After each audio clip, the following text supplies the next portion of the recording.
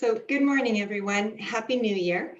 I'm Katrina Skinner. I'm a partner at Burns & Levinson and their Cannabis Advisory Group. And Burns & Levinson is a full-service law firm that advises cannabis operators as well as regular businesses and individual clients throughout the country. But since this is going to be our inaugural kickoff webinar series for 2021, where we're trying to explore some of the topics that affect the cannabis industry and those businesses that support the industry. So we're fortunate today to have Brian Wall, who's the founder of AdaptiveHR, and Stacie McLauchlan, who's the VP of Business Development with Paragon Payroll, with us today to talk about payroll and HR issues related to the cannabis industry and how outsourcing some of those tasks may help cannabis businesses certainly streamline some of their operations and administrative tasks. A couple of things before we get started. We have an hour scheduled. It may not take that long, and that might be a gift of time for everyone, but we wanted to provide plenty of time for questions and answers as well. So at the bottom of your screen, there's a Q&A box. If you want, you have any questions that come up, if you could just put your questions and answers in that box, then Brian and Stacie will answer those. I'll go ahead and ask the questions at the end of the webinar. So if we're talking and these questions just come up during whatever topic we're addressing, feel free to put them in at that time, but we will go ahead and answer them all towards the end.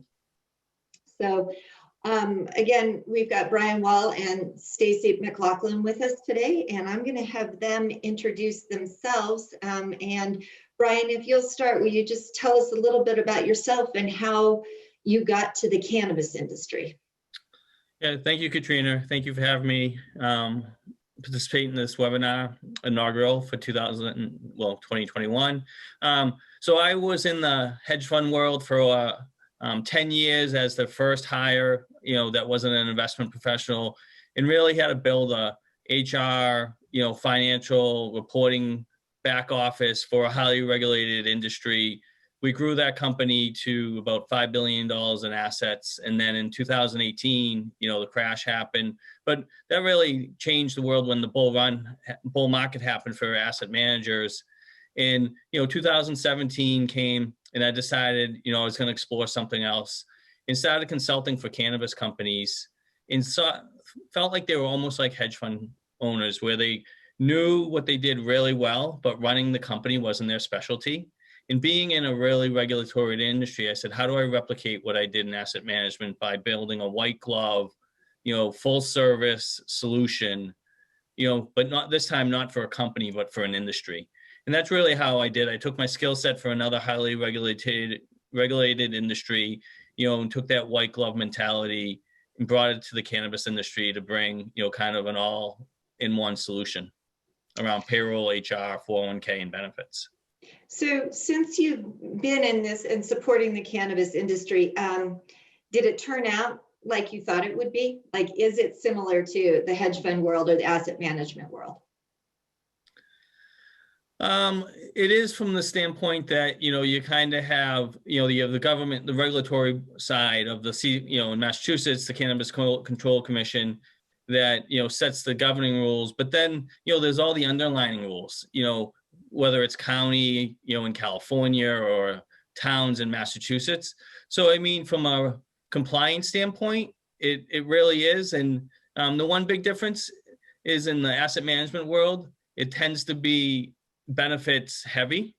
In the cannabis space, I don't know if Stacie feels the same way, is we always seem to be fighting and educating people that they can afford benefits and why they should be offering them to be the employer of choice and not falling in line of, hey, I don't have to have a 401k or I don't need medical benefits, et cetera.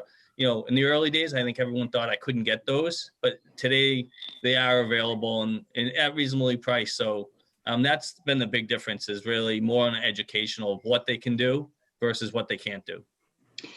And that's great to hear. And we'll talk about that a little bit later in the webinar, because certainly, I'd like to hear, I know we have a lot of clients who call us and have questions about this, and there is certainly a thought, I think it's the prevailing thought out there, is that such benefits, especially retirement benefits, are not available in the cannabis industry, and or that the jobs are such that those employees don't need those types of benefits and they don't want those type of benefits. So we're excited to hear about some of that and have you educate us so we better understand what really is available. So Stacie, how about you? How did you get to the cannabis industry and or supporting it? Oh, well, we need more than an hour for me to talk about my resume, but I really got into the payroll industry in the early 90s and have worked with all sorts of industries. I live here in Washington, so about 2014, I really took a concerted effort to enter the cannabis marketplace. And the reason why is I'm a big fan of goosebumps and fighting for the underdog. And I had a family relative that was providing P&C insurance in the cannabis space. And I wanted to see how I could partner with him on the payroll side of it. And we sat down at lunch. And the one thing that he said to me is, if you want to really break into this market, you have to put your money where your mouth is. You have to go and lobby, you have to legislate, and you have to fight for the rights of this industry. So I really took it upon myself to just join arms and elbows to make sure that this industry can have the same benefits and awarded the same types of technology that other industries are experiencing today. So for those of us who may not be familiar with your acronyms, you said you met with your friend and he was doing P&C insurance. Yeah, so property and casualty insurance specifically for the cannabis space. And one of the things that he said is just make sure you align yourself with a payroll service provider that has the same cost no matter what type of industry. So we're not industry gouging just because it's a highly regulated industry. So let me follow up on that. Yeah. From, again, for those of, we have new states that are coming online who just recently legalized, and other states that are not quite as mature as maybe Washington State or Colorado with their marijuana markets. So just from a high level perspective, Stacie, what are some of the challenges? I mean, why can't cannabis companies just go use other payroll providers that maybe don't just work with or not cannabis specific? Yeah, well, I mean, Paragon Payroll does all industries, but we don't treat them any differently. Typically, what you'll find is the big pay companies out there, the ADPs, the Paychecks, they're not going to partner with cannabis until it's federally legal. And so what we have are, regional payroll companies that have established really compliant, strong banking relationships within the cannabis industry in order to provide the same tools and technologies that the big guys can. Okay. Does that answer your question? It does. Yeah. So Brian, let me ask you this. Can you tell us a little bit about, one of the things I'd like to do is help educate in this space is we're talking Paragon as a payroll company. And Brian, I know we haven't talked about this yet, but AdaptiveHR, AdaptiveHR can do payroll, but is also a PEO. Can you help our attendees understand, tell us about AdaptiveHR and what a PEO is, so we're all talking about the same thing. Great, thanks, Sue. Yeah, so the big difference, so just a little bit, so AdaptiveHR started in 2017, similar to what Stacie said, is, banking is the issue, right? So we have banking in 20 states right now, and then we have 2 banking partners that'll bank in all states, but we prefer to bank local. So, if we're looking at New York, we would eventually find a New York bank, or if we go to Arkansas, we'll find an Arkansas bank. So day one, we might not have a bank there, so we'll use our bigger banking partners to bank it. But ultimately, we always want to bank local with So then we're not crossing state lines with funds. That's just our philosophy. And that's why we think like ADP and Paycheck stay out of it, is they want to bank with Bank of America. They want one process for everyone, and Bank of America is not in it right now. So back to AdaptiveHR. So we started in 2017. In 2019, we merged in with a company called Resourcing Edge, which is the 18th largest payroll firm in the country. And what they wanted to do is they wanted to get into cannabis, but they banked everything. They did payroll as a PEO for every other industry besides cannabis and CBD. So we were a good partnership.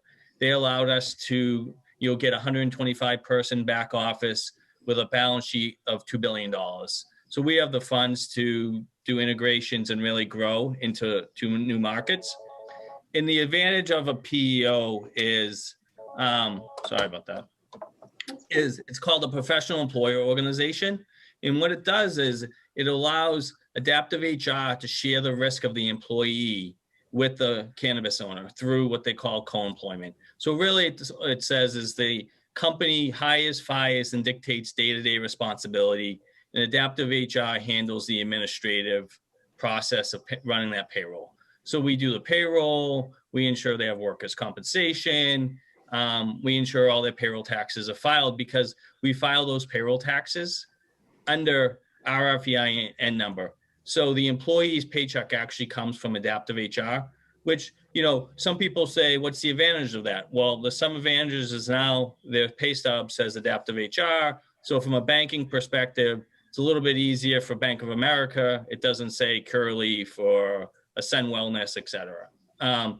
The other thing the PEO allows us to do is we run payroll for over 25,000 worksite employees. All our coverages, every employee is grouped as in one big bucket. So if you're a 5-person cannabis company, you get benefits as if you were a 25,000 person company.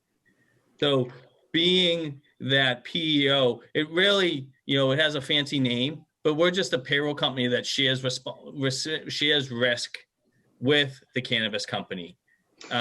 So the PEO, as a PEO, and you share the risk. So if I understand this correctly, the cannabis operators can still, they make the day-to-day decisions, and like you just said, hiring and firing. But what if they don't want to do that? What if they just want to manage daily, and any hiring, firing, that sort of stuff, they want to delegate to AdaptiveHR? Can they do that? So we would help them document, educate them. We could be in the termination meetings, but we would never make the decision like, hey, we saw her in time and attendance, Stacie's coming in late 10 minutes every day, let's fire her. Like, we would never do that. Like, from our HR services offering, we'll provide whatever services they want us to do, but we don't make the hire fire decision. So we can be on the call, we can fly to the location and be part of that meeting, we can do the termination. But we don't make the determination to fire, to, do a restructuring plan, any of that. Okay, because oftentimes, especially in the cannabis industry, the licenses have provisions in there that says, certain people can't control or direct the area of the company. So this is how the PEOs work alongside. That makes sense. Let me ask you this part though, real quick, is some states have special badges or registrations for their employees. And they need to manage this to make sure their employees are properly, like in Colorado, properly badged with the marijuana enforcement division, that sort of thing. So does AdaptiveHR help with that, or is that a responsibility that falls to the HR department of a cannabis operator? Yep. So helping, we do help with, those forms and ensuring employees, so here in Massachusetts, it's the background check. It's a core, unique to Massachusetts, it's a Corey check. So we help facilitate that paperwork. We actually are working with certain vendors to automate that based through, if you use our application tracking system. So if you hire someone, it'll automatically send off a link with the paperwork. We've partnered with e-signatures, states that allow e-notary. We're working on all that automation. And then from a tracking standpoint, once the employees are hired, we have alerts set into the system that notify their, either owner, whoever they want the point of contacts to be, 90 days in advance of when those licenses expire, so that they can make sure they renew them, or they can have a report run with every payroll that would say, here's your licenses, here's the expiration dates. So the companies can determine what's best for them. So we help get the licenses, and then we help them maintain compliance with those licenses of when they're going to expire and be up for renewal. And as a PEO, is there, when you're out there and you're talking to the cannabis industry and the operators, is there a size of company that is better suited for a PEO and its services than maybe a company that just has payroll? Like, do they need to have an HR department or no HR department? What are your thoughts there? Yeah. So what we've found, and I mean, it's historical, is if you're a believer in outsource anything that's not core to your business, a PEO could fit any company. But I mean, our bread and butter would be, 100 and under. You know what I mean? Is because once you get over 100, you're probably hiring, an HR team. You might have your own recruiting team. So, you're not going to want to pay for all the extra services. Where in our model, you get a dedicated payroll person, you get a dedicated account manager who thinks that's like your quarterback. And then you get access to an HR team that starts as an HR generalist and goes all the way to you get access to our HR legal team. So like, we'll create your handbook if you want to. We'll maintain that in compliance. So there's a lot of things. You get a workers' comp investigation team. You get a benefits enrollment team. All these things are included in our pricing, and we don't a la carte them. So, once you get over a certain size, you're going to insource some of that. So, our value, we might be worth it for the benefit savings. But, over 100, you probably start looking at a pure payroll play. And then with the early stage companies, they really like the hand-holding. So we've been, really active with the startup environment to, I would say, 50 to 75 has been our sweet spot. And I know you're back east, but does AdaptiveHR work? I heard, just want to make sure about this, that you're in every state that has legalized marijuana in some form, or could you be if clients need your services? We could be. So we're active right now in 15 states we have clients in. And then we're registered as a PEO in all states. So like we just got, our first Hawaii client, that we're onboarding right now. So yeah, we're licensed to do business in all states. We're active in, 15 right now. And, probably just like Stacie, we're following the legislation. So, we're active in, New Jersey now, right? New York just came out yesterday and filed a bill. So we're there. We're looking at Mississippi. We're looking at West Virginia. So we're active in all states, and we kind of go where the clientele brings us. Okay, great. So Stacie, let's talk about Paragon. Paragon is a payroll company. So help me understand the difference between what Brian just described as a PEO and payroll. And Brian mentioned a pure payroll play. I'm not certain about that. So help me understand how Paragon works in this space and exactly what a payroll company does. Well, a payroll company really leverages single source technology. Paragon Payroll leverages single source technology. So we're not cobbling together a lot of different systems in order to get a holistic picture of what the business is doing. So to expand upon that a little bit further, we help companies implement that technology, train them. They utilize the system to connect those facets of the business for stronger insights, regulatory compliance with each individual state, as well as federally. And because there's been such focused efforts more recently in the industry on hiring and employee engagement, training, and even offboarding, we improve that employee retention. The employee really is king, and in a payroll service provider, that's the record of choice. And those dedicated insights to the data really help the business in a positive way. So think hire to retire. So we're helping companies leverage technology to bring employees in, train them for the best position for them, manage the life cycle of their tenure at the business, and then help them offboard as well. So does payroll provide this technology, or does Paragon provide the technology, or does Paragon utilize currently existing technology that a company may have? So we're utilizing existing technology. Well, we are providing technology. Okay. In addition, we do have the opportunity to, through APIs, maybe potentially connect with existing technology that they have or love that's really specific to their business.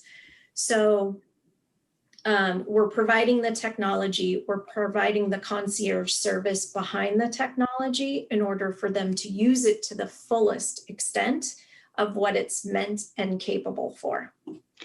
Now, you said hire to retire. Yeah. My understanding, and I may be wrong with this, is that Paragon will not necessarily do the actual hiring or in the interviews or the onboarding like Brian was talking that a PEO may do. So right. You'll help them, you give them the support they need, but those duties and the actual tasks would fall to the operators themselves, right? Or your clients, is that correct? Correct. Aside from the regulatory compliance, the tax compliance piece of it, and then the banking compliance piece that we are providing. So I just want to be super clear about that. Okay, and so what type of client then it works with Paragon, or who would be best suited for Paragon? Yeah, our sweet spot really is in the major or national account market space. So, think in terms of employee size. Our sweet spot is between 50 and up into the thousands of employees. We've got a real wide range, but even the 5-employee or 1-man monthly shop, you can find within our existing structure. And that would be because of what Brian was talking about, is that in all likelihood, the larger these operations get, the more likely it is that they have an internal HR department or people who are specifically tasked with managing those. Is that right? Right. Okay. Oftentimes we are, from our perspective, from Paragon's perspective, we could be partnering and having daily discussions with an owner operator, or we could be working with a VP of HR, CFO, CEO. It really, we have to leverage all of the stakeholders, but a true payroll service provider is really giving the industry and the companies within the industry the choice. And those choices, and we find it here in Washington a lot, but all across the nation, is companies really do want to be in charge of who they partner with, and how a technology company like Paragon can leverage those partnerships. And does a payroll company provide the purchasing power, like Brian was talking about benefits? Mm-hmm. Like if you're a small shop, but you want to be able to access benefits, you could be considered part of a larger group in order to obtain better benefits? In certain circumstances, when it comes to workers' comp, yes. But when it comes to a really healthy, robust employee benefits program, then what we do is we leverage our networked partners. I have really strong partnerships here within the Washington Cannabis Alliance. They have their own benefits hub for the cannabis industry. So I leverage those relationships, make introductions, and allow the businesses to make that choice for themselves. Okay. So Brian, let me ask, we were just talking about benefits and how you can leverage the purchasing power or the grouping of individuals so you get better benefits. Let's talk a little bit about what you're seeing the trend is right now in the industry. Before, where you said maybe they didn't think it was benefits heavy or benefits were even important. So can you speak to what you're seeing there? Like, do employees now want benefits? Is that giving employers an advantage if they can offer a good benefit package? And also, what type of benefits are being offered? Yeah, so what we're seeing, similar to what Stacie said, with a fully integrated system, right, that can do everything. So we're finding a lot of, it starts with the employer wants like electronic onboarding, not only for the employee, so then they were all paperless, right? So the W-4, the I-9, the employee handbook sign off, but also then to benefits enrollment, right? So then the employee gets a link, say 90 days out or 30 days out, whenever their, criteria for enrollment happens. And then it becomes paperless, right? So it's not, someone says to the owner, what's the dental again? What's this, right? So what we're finding is as competition becomes more prevalent, that employers are finding out that employees will leave them to go to someone else that offers benefits. So we're starting to see firms offer some form of benefits. Now, the advantage of the PEO is that we are kind of that one neck to choke, right? Is that we offer health benefits, as a standalone group policy that's age-based. So if you're a young company, you're going to get priced as a young company, but it's, the pricing is over that large number of people. But then like our ancillary benefits that are like through MetLife, which would be your dental, your vision, your long-term, short-term disability, your employee assistance plan, is all priced at 25,000 people. So we can actually give an employer, hey, here's what dental would cost you for a family, for a single person. And that can be employee or employer paid. So day one, we're finding that a lot of cannabis companies are offering ancillary benefits day one, because it's an easy rollout. And then, after 6 months or after come the 1 year anniversary, they then look at kind of the health benefits. Again, if you're talking to the startup, the 5 to 10 person thing, a lot of it's family members. So they don't look at the medical as that key. But when we get to the mid-size, that 50 to 75, that's actually why we see a lot of people switching to the PEO, is they've grown from that 10 person thing. Now there are 3 dispensaries, the 45 to 60 people. And employees are wondering, am I going to get benefits? What's going? And they look at the PEO as kind of a simple solution of it's all under one house. It's all supported by one team. You're not calling Stacie and saying, hey, can you remind me who my benefits person is? Or, you're calling Locked-In for this, and then you're calling Hub for your P&C insurance. It's everything's kind of, benefits and payrolls under one roof. Okay.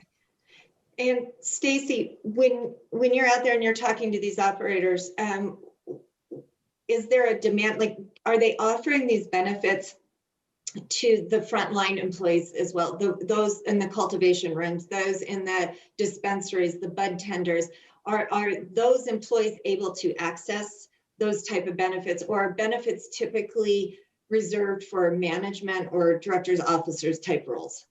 No, absolutely not. With legislation on the employee benefit side, companies are mandated to require a lot of these, very common benefits, or at least offer them. So we are, when we talk about like Hub International, we're partner. They may use Hub for their P&C, but Hub also has their employee benefit line.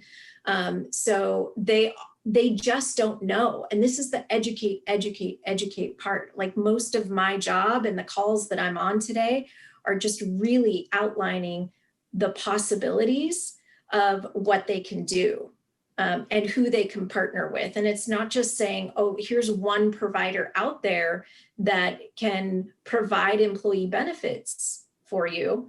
There's multiple partners. And there's a great space for a PEO out there, like Brian talked about. If a company doesn't have necessarily the administrative fortitude or that knowledge base within the organization, I think PEOs are great and they have a spot within the industry. I just also believe in choice. Sure. So it's going to come down to an operator choice. But Right. Brian, do you see, you just talked about MetLife, and that's a pretty well-known company out there for benefits and providing benefits. Does MetLife know that they're insuring people who work in the cannabis industry, and are they okay with that? Or do you run into certain insurance providers or benefit providers who that you'll have to stay away from? Like, is there a group somewhat like financial institutions out there that are willing to work with cannabis companies and insure and provide those benefits to employees, or is it pretty wide open space? So the interesting thing, it's not funny, the interesting thing is medical has kind of been the early adopter of taking cannabis money, right? Yeah. And from I think any ancillary company that has banking as just a headache, right? You get frustrated because Blue Cross Blue Shield has been taking cannabis money since day one in Massachusetts, right? Do you think they're not banking with Bank of America or Wells Fargo? Of course they maybe. Yeah. Right? Right. Like Burns Levinson probably banks with one of those banks, right? And but so that's the kind of thing is if you're ancillary only to cannabis, then you run into things where MetLife will offer it to AdaptiveHR because we're a PEO. Oh, gotcha. Right? Okay. Where if you're Curaleaf and you go there, they're going to say no because you're a cannabis company. So that's what we see is some vendors will offer the benefit through a PEO, but not direct to the cannabis company. Sure. We see that a lot in kind of the workers' comp market. Okay. Is we actually see it on the other side in the workers' comp. Some companies will go direct, but they don't want to work with a PEO. So, it has its thing, but that's what we see on the benefit side is, the PEO has the, they look at it as us as kind of that employer of record, Gotcha. and that the employee gets a W-2 from AdaptiveHR. Therefore, they're working with a PEO kind of not directly So with the it's indirect. So Stacie, with your network of vendors that you work with that and that your clients have choices with, do you have certain insurance providers who you can't, like maybe Paragon has its traditional business line that you could recommend they go talk to for health insurance or workers' comp, that sort of stuff. But for the cannabis industry, you have a certain group of vendors that you can recommend. Is it smaller, or do they have a bunch of choice as well? I feel this is where I get like goosebumps on my neck. I feel super passionate about our network of partners. And I don't want to partner. Paragon does not want to partner with any entity that's not going to walk a cannabis client through the front door and sit them down at the front conference table. That's really important. It's also really important that, pricing is one direction, one published pricing list, regardless of the partner that we're working with. And we do a very strong due diligence in ensuring that they're not trying to backdoor into the cannabis industry because maybe a company has a different naming convention that doesn't sound like cannabis, so they'll only partner with them. We have seen that a lot, and we're just not interested in partnerships that are not working towards the betterment of the legalization of the industry. And I guess I forgot to ask you this, but Paragon, I mean, I know you're based in the Seattle area, and Washington State obviously is very supportive of its cannabis industry, but does Paragon work outside of Washington State? Do you work nationwide as well? Yeah, so our headquarters are right smack dab in the middle of Fort Worth and Dallas. But we have employees all over, in this remote world that we're in. So we have employees all over. But what I will say that's really important, and Brian talked about this earlier, is your partnership with your financial institutions. So we're not following the legislation. We are ready and poised with our financial partnerships in every state. And we just believe in being poised before the legislation happens. So we're just a little bit more cutting edge on that side. So, Brian, for those who are listening who may not understand what the challenge is, I mean, cannabis banking, an area that's near and dear to my heart, but can you talk about why that's a challenge for a PEO that's in this space? Like, what's the big deal with cannabis banking? Yeah, so as an ancillary company, that we have to file just like, like a cannabis company, even though we're not plant touching, we're a Schedule, 2 to a Schedule 3 on, depending on how the bank looks at AdaptiveHR. So we have to go through the same, documentation, shareholder disclosure, ownership structure as any cannabis plant touching business does to get banking. So we could call up a bank, even know that our parent company is a $2.6 billion mutual insurance company, right? They don't care about that. They say AdaptiveHR services the cannabis industry. We look at you as a standalone company. And, so we have to go through the same regulatory hurdles of finding banking. I mean, it's like going to Montana. It's going to be a great market, right? They just legalized. There's like one bank. Yeah, maybe. In right? Montana, the other thing we find is limitations of the banks. So we might, find a bank that would love to, that'll bank cannabis, but then we'll ask them if they can send out reverse ACH transactions. So what that means is on, say, Thursday, we tell the cannabis company, your payroll is $50,000. We pull it on Thursday night. We direct deposit on Friday to the employees. Well, if the bank can't do that ACH transaction in, say, Montana, like, even though they're willing to partner with us, they don't have the banking functionality. So that's one of the limitations we've found with a lot of banks in the cannabis industry, is they're great at taking deposits, but they're very limited at true, call it core banking, business banking services. So is this then from any financial institutions that may be providing cannabis services and that are listening, especially because you said you like partnering with local banks, is this a potential business opportunity for them, that if a local financial institution wants to work with you, is there an opportunity for revenue share or something like that? Is there a business opportunity in there for them?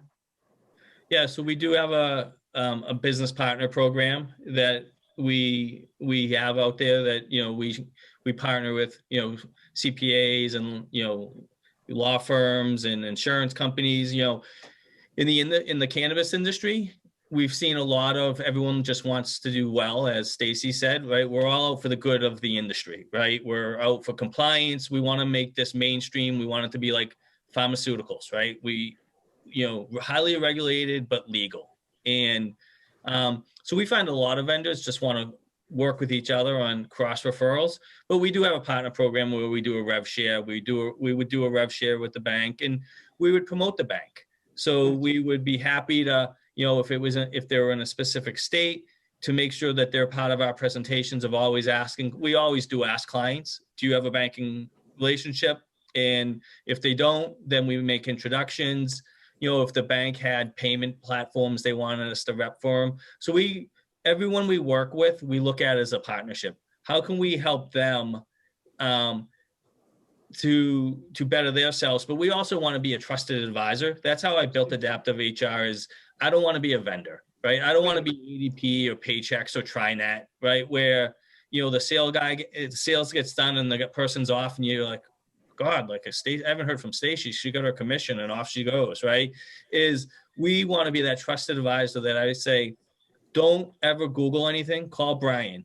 I should probably know, you want to know an RFID person for cultivation. You want to know this. I'll give you 3 names for almost anything you need. So think of us as your trusted advisor, and not just a vendor. We want to be that business partner. And Stacie, if banking is the critical component of making your solution work, and you have clients that may have banking relationships or may not have banking relationships, what does Paragon do to, one, help find banking relationships, and two, if at all, make the whole process easier for everyone? Yeah, I like to tell everyone that when I talk about Paragon Payroll, that our financial institution partnership really is our secret sauce. We work with, over 20 various financial institutions all across the nation, and specifically just in the cannabis space. So as a payroll processor, we're really focused on the compliance piece of every institution that we're working with. And that's really important. So a lot of times we'll have an MSO, a multi-state operator, come to us and say, hey, well, we've got banking in California, it feels really good, and we've got banking in Colorado, but guess what? We've got a new operation in Maine. And what introductions can you provide? And we're just like Brian, we're there to be that trusted advisor, but we do the due diligence on the back end to make sure that it's a financial institution that we want to work with, that closely mirrors just the fundamentals of our company. And then does Paragon do any due diligence yourself? Not yourself per se, but does Paragon do its own due diligence? And Brian, I'll ask you the same question on those operators with which you are working. I mean, do you verify licenses? Do you, verify compliance with local rules? What, if anything, do you do to make sure who you're working with is a stand-up outfit as well? Yeah, absolutely. Paragon is for sure on the compliance side. That's one of the things that's most important to us.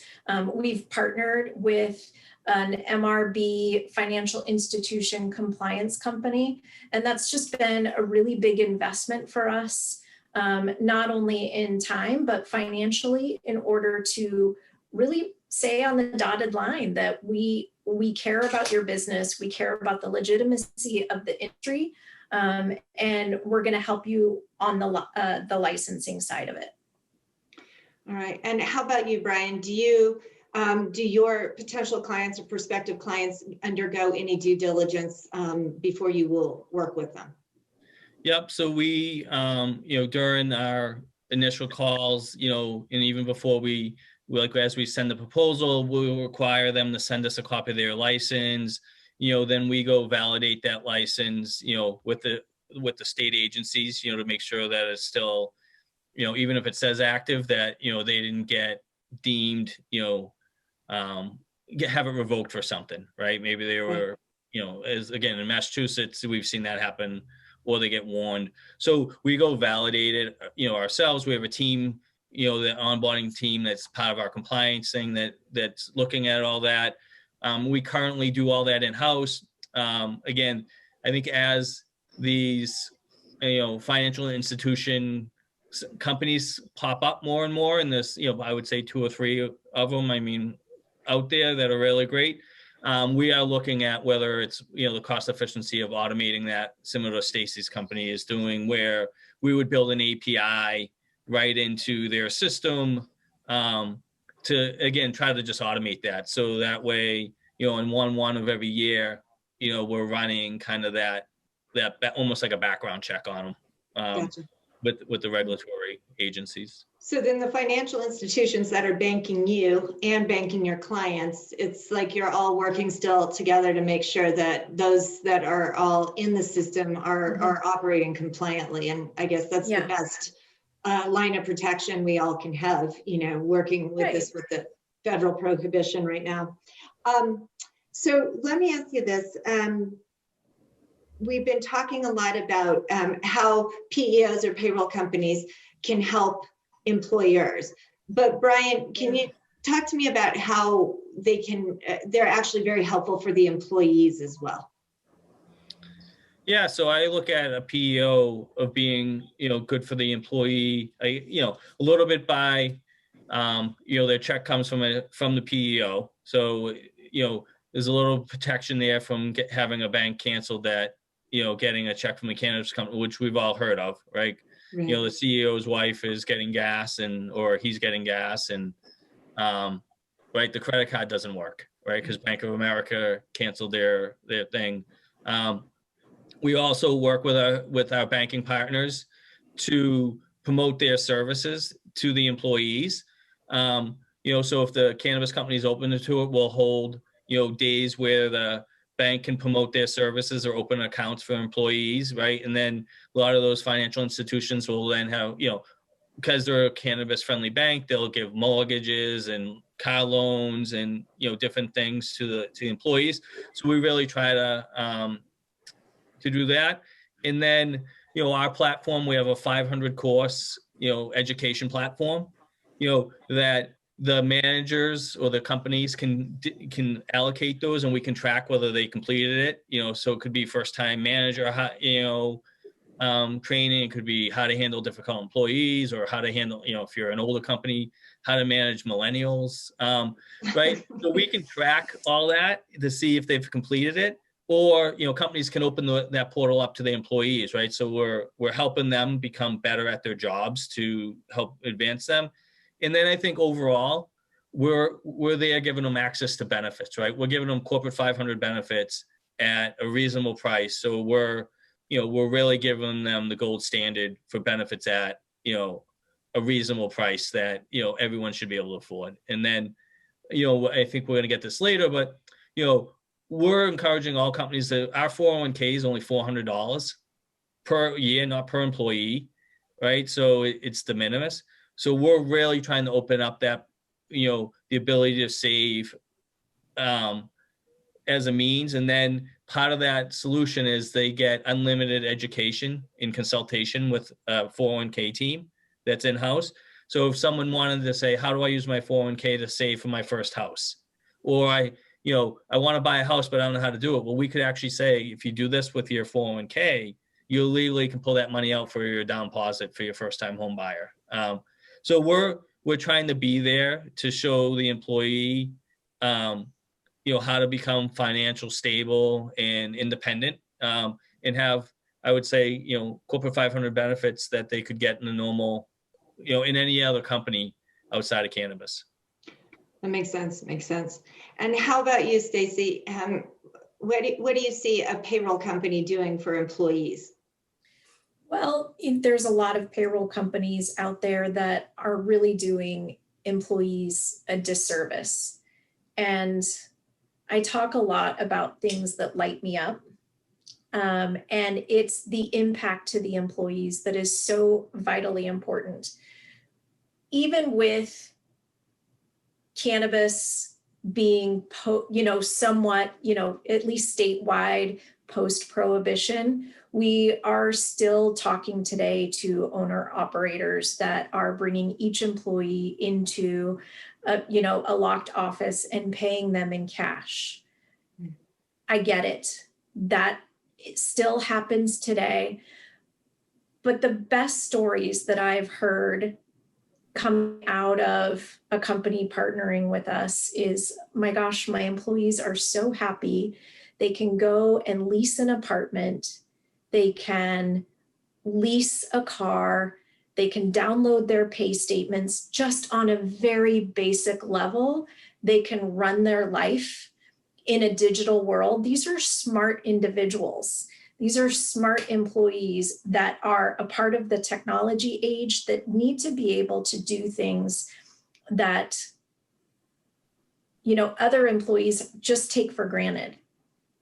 And so when we talk, yes, that's very basic and we can expand upon that, but just that little bit of it, when I hear that an employee can just, receive the benefits that everyone else can and live their life, is really important to me. So Yeah. You just said something about people paying their employees in cash. Brian, help me understand, why would any company still do that today? Like, do you see that as a trend? Is that more normal than it is? I mean, I understand maybe back in the day in Washington State, but right now, banking is, to me, prevalent enough. Why would a company still be paying their employees in cash? I think so. Coming from Massachusetts, I think is a little bit of an outlier, right? I think we have something like 10 banks now, maybe 12, right? So in Massachusetts, if someone said, I don't have a bank, like that'd be the first red flag for anyone. Where I think in California, banking's still an issue, right? Because the black market is so prevalent that the bank's worried of, how do I, manage that I'm not taking black money. Now, again, there's firms out there, right, that'll do that whole banking compliance that tie into the POS system. But, I think banks want to do BSA in-house. They don't want to buy these compliance solutions. So then they're just like, I'm not going to bank cannabis. And someone in, certain part of California or Bangor, Maine can't get banking, right? So the only way they can run their business is to pay in cash, versus using some of these third-party pickup solutions that charge such, fees that they're like, I just rather pay in cash. So that's why I think you see some companies paying cash, is I still think there is a banking issue, depending on where you are.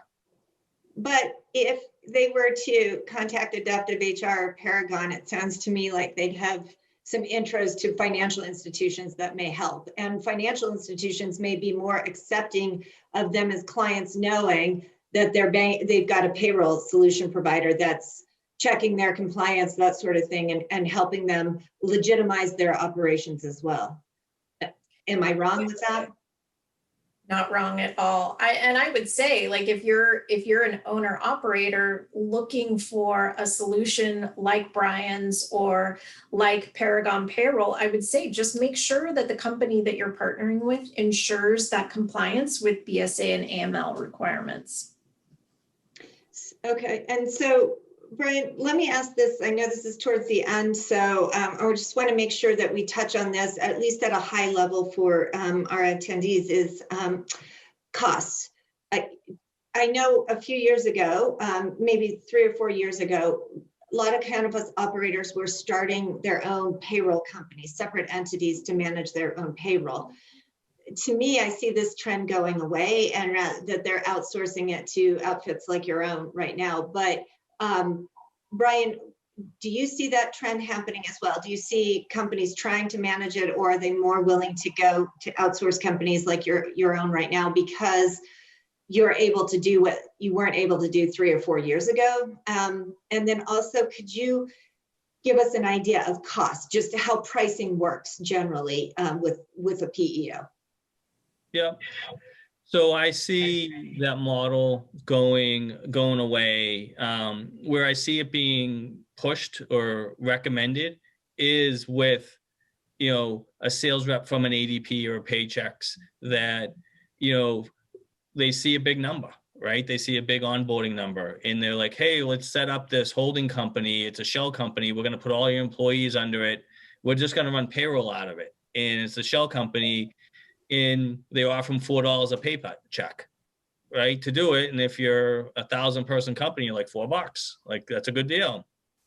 So I see a little bit of that trend, which I think is unethical. I think it's the wrong way to do it. And eventually, mothership figures it out, right? That, wow, that's a cannabis company, or they're no longer a consulting company. They actually own more dispensaries than they do consulting business, right? If you kind of think of like a Forefront. Right? Mission's probably bigger than their consulting side now, right? So there'd be more plant touching. So I see that going away. I think it worked in the early days when banking was an issue and people kind of used it as a way around banking. Now, as Stacie said, Paragon and AdaptiveHR, we have so many banking relationships. Like, why would you do it? There's no need to do it. And I think people, as Stacie talked about, this, we have an employee portal where they can print their pay stubs, everything's on that one site. The younger generation is learning to outsource things that aren't core to the business. And payroll is not core to anyone's business from hey, let me insource it, where they're better off partnering with us. We're experts in paying payroll taxes, managing workers' comp, making sure that, like in Massachusetts, minimum wage went up on 1/1, but you also make a multiple on Sundays, and that went down. So, there's a lot of complications that just makes outsourcing to someone, Makes more sense. And more economical. In our pricing, it really scales on your size, right? So we're a la carte. So we go from anything, we start with a application tracking system all the way to a performance management system. And then we have time and attendance.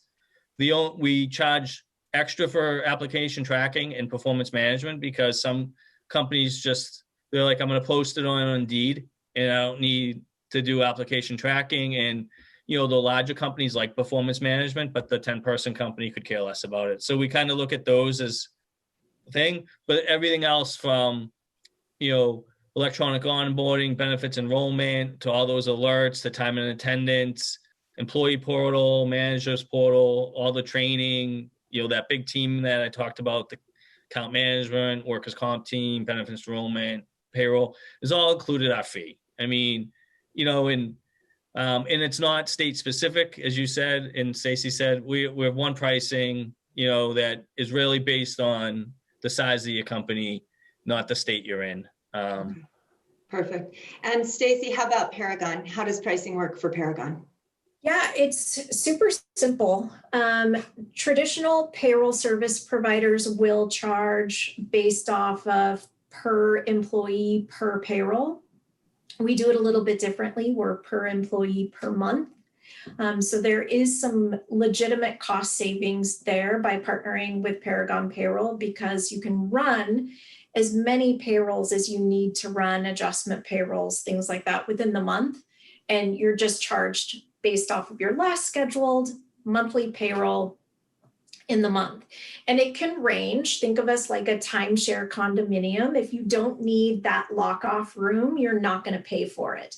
So it can range anywhere from $9 up to $15 per employee per month. And did I understand correctly that you said that Paragon doesn't charge a premium for its cannabis clients versus its traditional line of businesses that it services? Correct. Great. Yeah. And Katrina, we're the same model as Stacie, Okay. is that we're per employee per month. And I don't know if yours is like this, Stacie, we only bill for employees that get paid. So we only pay for actual checks. So if you actually, had people that didn't work for 2 weeks for some reason, we wouldn't charge their fee for that month, or if they didn't work a month for some reason on that. So it's per employee per month, but you only pay for employees that get paid. So you'd really divide it by, 26 pay periods if you got paid every other week. Wonderful. Come up with if that makes sense. Well, maybe not surprisingly, we've just about run out of time. I think we have one question. Let me take a look at that. But I want to encourage that anybody who's attended this webinar, they should have Brian and Stacie's contact information. So I know that I use Brian and Stacie as a resource all the time, and I would encourage anybody who's attended, or if they know any cannabis operators, regardless of where they're located, if they have questions on this, you can contact me, but contact Brian and Stacie. They're the experts in this, and they're trusted strategic partners of Burns and Levinson. So I want to thank you both for doing this, but I want to ask this question real quick, and Brian or Stacie, feel free to jump in here. It says, at what point in the process of the build up for a dispensary do you start the process of interviewing and hiring managers, staff? So we see in Massachusetts and a lot of other states, we see companies hiring kind of a manager, or call it a director level person, pre-launch. And for our model is you get all our services, whether you have the same services, whether you have one employee or whether you have 1,000. So we see a lot of people hiring that key, person to help them get the firm up, especially if they've never been in the cannabis industry, during the whole application stage, kind of build out stage, and then they get all our services. So then we get the handbook going, we get all those services. So we see that. And then for a dispensary, we see about 60 days in advance, they start hiring all the bud tenders, all the day-to-day staff, to get the training, to get the agent cards completed, the background checks, all doing that. And, like I said, all that's automated, like the background checks, all that stuff. But, sometimes you're relying on the state, right, to process things like that. So we see about 60 days in advance for your standard workers, and your executives are, somewhere, I would say, well in advance of that, depending on capital. Okay, great. Stacie, do you have anything to add? I mean, I would definitely say at the dispensary level, you're hiring those, decision stakeholders, again, like Brian said, well in advance. But as long as you're making those decisions, you're going through the hiring process and the selection process 45 days out, I don't see employees really in the dispensaries getting trained until 2 days before launch, 2 weeks before launch. Like Brian said, though, to the extent that any of the regulatory authorities have to approve such employees, it's probably better to start sooner than later, because you never know how long that's going to last, right? Or it might Absolutely. take. And as a hiring manager, that's one of the scariest parts. Yeah. Your job is just wanting to make the right decision. All right. Thank you again, everyone. Happy New Year. And again, if you have any questions about outsourcing HR or whatnot, please feel free to reach out to Brian or Stacie. And thank you, Brian and Stacie. It was great talking to you, and I've learned a ton today. So thank you. Absolutely. Thanks so much, Katrina. I really appreciate it. Bye-bye. Thank you, Katrina. Thanks, Stacie.